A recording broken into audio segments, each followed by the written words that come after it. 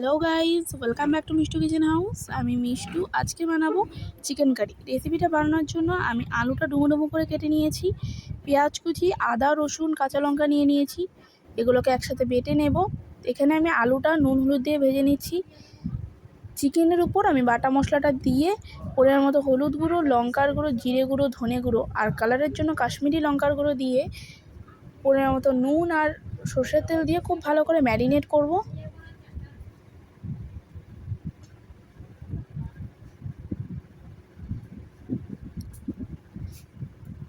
Marinate করা হয়ে গেছে। কড়াইতে আমি তেল দিয়ে ফোড়নে তেজপাতা আর দারচিনি দিয়ে দিয়েছি। হালকা একটু নেড়ে কুচনো পেঁয়াজ দিয়ে আবারও খুব ভালো করে ভাজবো। ভেজে ম্যারিনেট করে চিকেনটা আমি দিয়ে দেবো।